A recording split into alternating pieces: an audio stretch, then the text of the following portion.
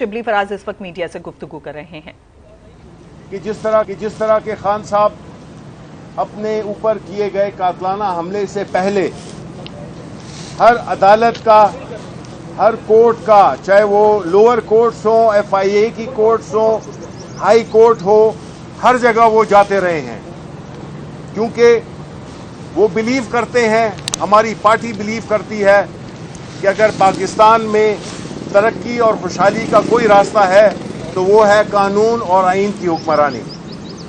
اس کے بغیر ہمارا کوئی مستقبل نہیں ہے۔ تو ہم کیوں نہیں عدالتوں کا احترام کریں گے؟ ہم کیوں نہیں عدالتوں میں پیش ہوں گے؟ ہم نے صرف جب خان صاحب پہ قاتلانہ حملہ ہوا، وہ زخمی ہوئے، اس کی بنیاد پر پہلے وہ اس قابل نہیں تھے کہ وہ عدالتیں جا سکتے، اور اس کے بعد جو سیکیورٹی کی ہمارے خدشات تھے، کیونکہ خان صاحب نے اپنے قاتلانہ حملے سے پہلے بھی کہہ دیا تھا، 1 مہینہ پہلے، کہ یہ پلان ہو رہا ہے، یہ سازش ہو رہی ہے کہ ان کو کس طرح سے ایلیمینیٹ کیا جائے۔ اس کے بعد جب دوسرا پلان کا بھی ہمیں پتہ چلا کہ ان پہ قاتلانہ حملہ ایک اور پلان ہو رہا ہے، تو ہم نے اپنی سیکیورٹی کے خدشات کی بنیاد پر ایک عدالت، ہم یہاں پہ بھی پیش ہوئے، خان صاحب یہاں پہ پیش ہوئے 28 تاریخ کو، اور جو لوور کورٹس نہیں گئے تو وہ ہمارا، آپ سب جو اس کی جغرافی سے واقف ہیں لوور کورٹس میں، کہ ادھر تنگ گلیاں ہیں اور اس میں کچھ بھی ہو سکتا ہے، پہلے بھی اس پہ وہاں پہ قاتلانہ حملے ہو چکے ہیں۔ اس لیے جو ہمیں ہمارا جو یہ موقف تھا کہ ہم عدالتوں میں ضرور جائیں گے، اور ابھی بھی جو پٹیشن، جو سمن دیا گیا تھا، ہمیں ڈیٹ دی گئی تھی 18 تاریخ کی، 18 مارچ کی، اور کل کے دن 14 تاریخ کو انہوں نے پولیس کشی کر دی، لشکر کشی کر دی خان صاحب کو گرفتار کرنے کے لیے۔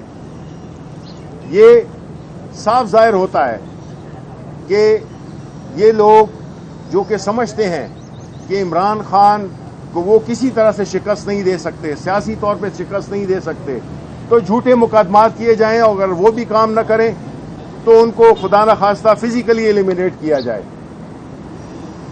آج جو لاہور ہائی کورٹ میں ہوا، جس میں کہ کل 10 بجے تک کی مہلت دی گئی ہے، ان کو روکا گیا ہے کہ جو پوری ایک لشکر جیسے کہ کشمیر فتح کرنے جا رہے ہوں، وہ زمان پارک پہ اپنی لشکر کشی کو بند کریں، اور جو خواتین پہ گولیاں چلائی گئی ہیں، ربر بلٹ چلائی گئی ہیں، آپ کے نے ویژول فوٹیجز بھی دیکھے ہوں گے، یعنی اتنے پاگل ہو چکے ہیں، جو پاگل پنے کا ایک دور شروع ہو گیا ہے، خاص طور پہ پچھلے 5-6 مہینے میں اس کی کوئی نظیر نہیں ملتی ہے، معاف ہو گئے ہیں، پاگل ہو گئے ہیں۔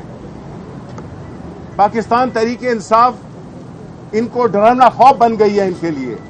یہ وہ لوگ ہیں جنہوں نے کہ اس ملک کا استحصال کیا، یہ وہ لوگ ہیں جنہوں نے 75 سال سے اس ملک کو آگے نہیں بڑھنے دیا۔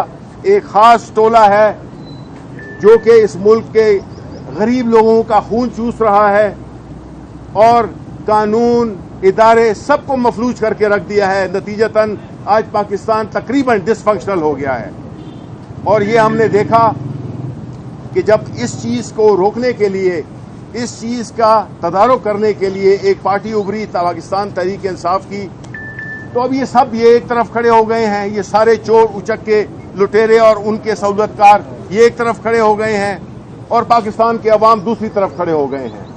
اب وقت آ گیا ہے کہ پاکستان میں قانون کی بالادستی قائم ہونی چاہیے۔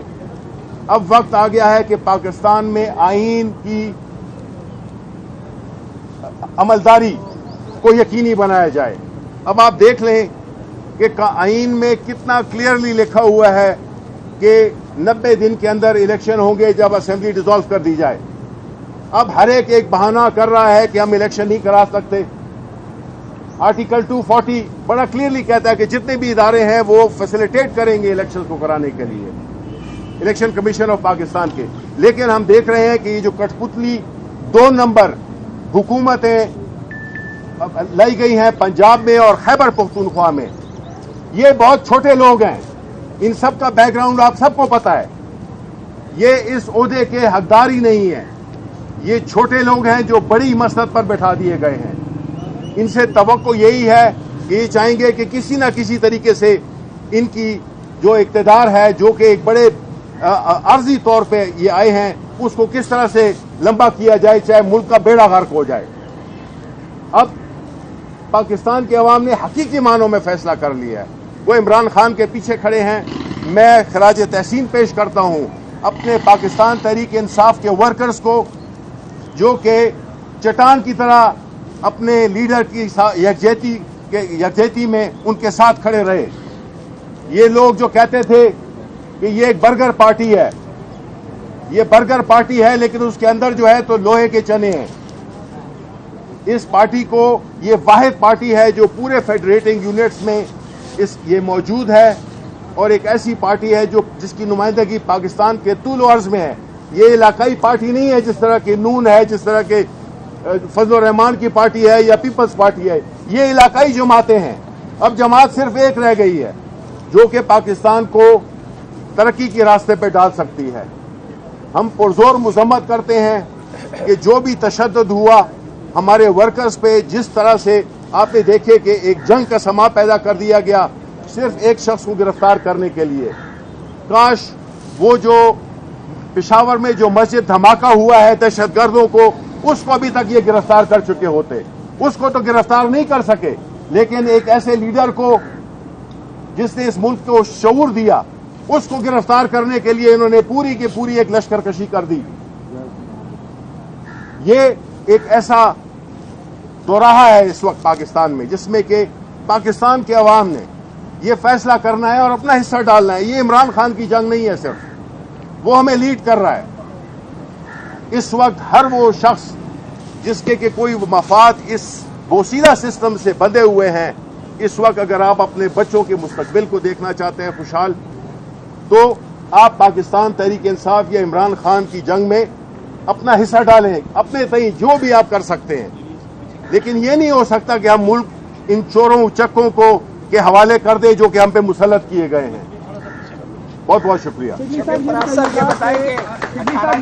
بتائیے صاحب کہ جس طرح سے صدر مملکت ڈاکٹر عارف علوی کی اور یاسمین راشد کی آڈیو ریلیز ہوئی ہے، سربراہ کی حیثیت کے وہ تو اس ملک کے سربراہ ہیں، ان کی آڈیو ریلیز میں کیا کہیں گے اس حوالے سے؟ دیکھیں، یہ ایک بڑی شرمناک بات ہے جو، اور اس کی جو خالق ہیں وہ چاہے وہ جس کے اشاروں پہ بھی کر رہی ہیں، وہ مریم نواز ہے جو کہ ویڈیو آڈیو کی پروڈکشن کی ایکسپرٹ ہے. ان کے پاس آپ کو ہر قسم کی ویڈیوز مل جائیں گی. اور صدر پاکستان، یہ عارف علوی کی بات نہیں ہے، یہ صدر پاکستان کا عہدہ ہے جس میں کہ یہ ظاہر ہوتا ہے کہ اس کی گفتگو بھی ٹیپ ہو رہی ہے.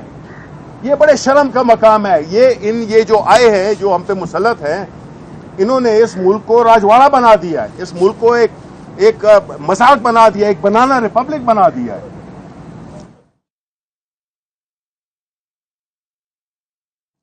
بہت شکریہ. بات سنیں، آڈیو ٹیپنگ اور ٹیپنگ جو ہے یہ ان کانسٹیٹیوشنل ہے. وہ زائد کرتا تھا یا بکر کرتا تھا، آئین کے خلاف ہے. اس کی آئینی حیثیت نہیں بدلتی. سپریم کورٹ اس بات کا ڈکلیئر کر چکا ہے واضح طور پہ کہ ٹیلی فون ٹیپنگ جو ہے بغیر قانونی پروسیس کے شدید آئینی انحراف ہے، اور اس کے بنیاد پر بے نظیر بھٹو کی 1996 میں حکومت کو برطرف کرنے کا بھی جواز وہ بنا تھا، اور اس کو قانونی اور آئینی قرار دیا گیا تھا اس برطرفی کو. تو یہ قطعی خیر اس کی جتنی مذمت کریں وہ کم ہے، کیونکہ وہ آئین میں انسانی حقوق، بنیادی حقوق جو پرائیویسی کا ہے، وہ اس کی خلاف ورزی ہے. اور میں اگر آپ کو جواب دیتا چلوں تو میں یہ ضرور کہوں گا کہ یہاں غیر ذمہ دارانہ سوال کر کے ارشد شریف کی شہادت کو میں سہولت کاری کی گئی. بہت شکریہ. اسلام آباد ہائی کورٹ کے باہر شبلی فراز میڈیا سے گفتگو کر رہے تھے. انہوں نے کہا کہ عمران خان تمام عدالتوں میں پیش ہوتے رہے ہیں. ملک میں خوشحالی کا راستہ آئین اور قانون کی حکمرانی ہے. ہم عدالتوں میں ضرور جائیں گے. یہ عمران خان کو شکست نہیں دے سکتے. انہوں نے مزید کہا کہ یہ عمران خان کو قتل کرنا چاہتے ہیں.